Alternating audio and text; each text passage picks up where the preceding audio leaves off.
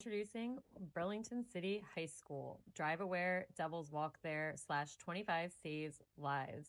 Our advisors are Samantha Rodolico and James Flynn. Enjoy. The Burlington City Youth Advisory Board was built on one simple but powerful belief: that every student deserves to walk safely to school.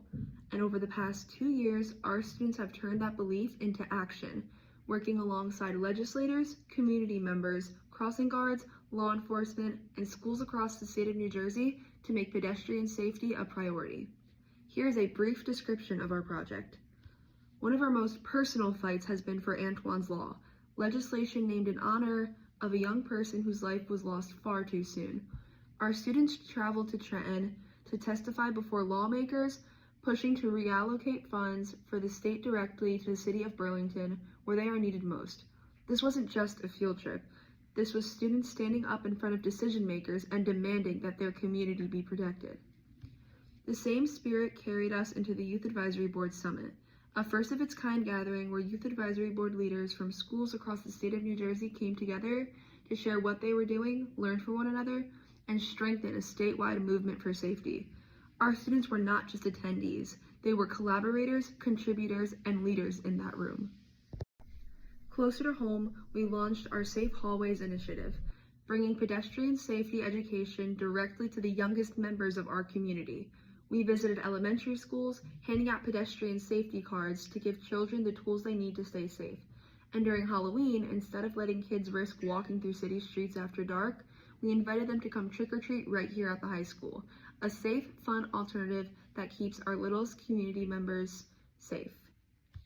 We also held a school safety night joined by Assemblywoman Sue Quick and other legislators who share our commitment to making school zones safer for every child. It was a night of conversation, community, and commitment. A reminder that safety isn't just a policy issue, it's a community issue. Is that a student or crossing guard has been killed or seriously injured almost every 4 years since 2004. However, because of Antoine's Law, there was a gap of 8 years. But then Mr. Morlack was tragically killed just about 1 year ago in December 2024. Oh, okay, so we're going to show this video. Last year, the Youth Advisory Board entered a contest commissioned by the National Road Safety Foundation and won a chance to record the public service announcement video. We decided to honor Mr. Morlack and dedicate the video to him, and we'd like to show it to you today.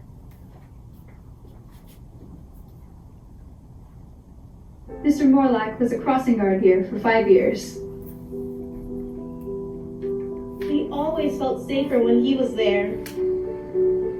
He was crossing students. And his car came. He pushed the kids out of the way. But he was hit. We miss him. A lot. Drivers need to watch out for pedestrians. Especially in a school zone. So the public service announcement aired locally on the... Our work didn't go unnoticed. We were honored at the NJ Bike and Walk Summit with the prestigious Marty Epstein Advocate Award, which recognizes outstanding achievements in advancing the goals and mission of the New Jersey Bicycle and Walking Coalition. To receive this recognition alongside advocates from across the state meant the world to our students, and it is remind us that what we are doing is important. At the NJDOT Complete the Streets Summit at Rutgers University, we were recognized with the Safe Routes to School Champion Award. Our students attended sessions alongside engineers, lawmakers, and change makers, networking, learning, and representing Burlington City with pride. To the summit today. We're in the Youth Advisory Board. But awards are not what drive us. People are. We think often of Mr. Bruce Morlack, our crossing guard who was tragically killed in the line of duty. In his memory, we partnered with Erica Wright of Bordentown High School to advocate for a statewide pedestrian safety day in September, held on Mr. Morlack's birthday, so that his legacy lives on in the safety of every child who crosses the street. We hosted a pancake breakfast for our crossing guards to show our appreciation for the men and women who stand on those corners every single day to keep our students safe. We give them gifts, shared a meal, and listened to their stories, because they are the backbone of pedestrian safety in our city, and they deserve to be celebrated. Our advocacy also reached the highest levels of local government. We met with Sue Quick and Andrew Dean from the Office of Assemblyman Balveer Singhs to talk about the changes we need to see in Burlington City. We hosted a Pride Partnership breakfast where students sat at the table with community members, the police department, Assemblyman Singh, and Senator Troy Singleton, a true cross-section of the people who shape our city, to discuss what pedestrian safety looks like for Burlington's future. We were one of a few schools to represent the Youth Advisory Board led by Sangeeta Badlani. If you know Sangeeta, you know she is fierce and will stop at nothing to keep our children safe. We worked with her on advocacy, events, and education through the year. And our impact extends even further. Sue Quick has chosen our program as her Community Involvement Project of the Year for the Brain Injury Alliance of New Jersey, a recognition of how deeply our work has touched lives across this community. Navigating busy intersections and fast-moving traffic just to get to school. One of those roads is Route 130, the deadliest road in New Jersey. This road cuts directly through Burlington City High School and Wilbur Watts Intermediate School. A little over a year ago, our crossing guard, Bruce Morlack, was killed while helping two students cross the street.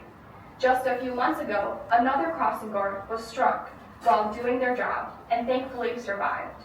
And of course, Antoine Timbers Jr. was killed while walking along Route 130. Because I'm a part of this community, I see the impact of these tragedies every day. They make parents afraid. They make crossing guards nervous to do their jobs. And they make students feel unsafe doing something as simple as walking to school. And they leave our whole community feeling like something needs to change.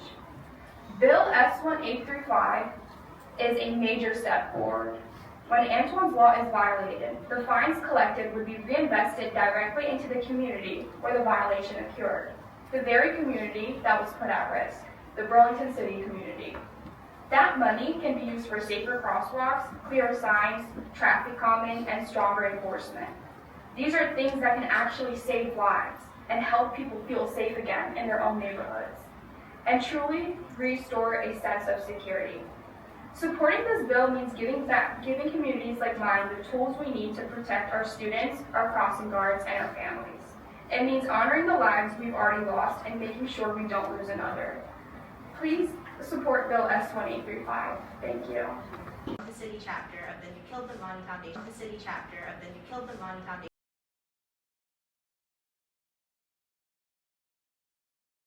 James Flynn, Burlington City School District. What makes Burlington City Youth Advisory Board truly extraordinary is this. Every single initiative, from legislative testimony to media production to community events, has been designed and led by students. These are young people who could have sat on the sidelines. Instead, they chose to show up. They showed up in Trenton. They showed up at summits and safety nights and breakfast tables. They showed up for the crossing guards, for their elementary school neighbors, and for the memory of Mr. Morlack. They showed up because in Burlington City, our students believe that safety is not someone else's job. It's everyone's responsibility, and they are proving every single day that young people have the power to change their community for the better. This year, they also implemented safe driving presentation for all 10th graders with pre and post data collection, as well as Prevention Plus presentation on drinking and driving using drunk goggles for 7th, 8th, and 10th graders. Finally, they had an organ donor speak in driver's ed classes, and most recently, they were recognized at Rutgers University for Safe Routes to School Champion Award through NJDOT and Rutgers Complete the Streets Summit. Really set our project apart was it was completely student-led, deeply personal, and action-driven. This wasn't just an awareness campaign, it was a response to a real loss in our community. The tragic death of our crossing guard, Bruce Morlack, gave our work a level of purpose and authenticity that people could feel. Collaborating with Erica Wright of Bordentown to create Pedestrian Safety Day was one of those examples. We also stood out because of the range and depth of our impact. We didn't stay in one lane. We combined education, community outreach, legislative advocacy, and media. From hosting school events and surveying students to walking school routes with NJDOT and testifying in Trenton, we made sure our message reached people at every level, from elementary students to state lawmakers. At the core of this project, what made it different was that students didn't just raise awareness, we led change.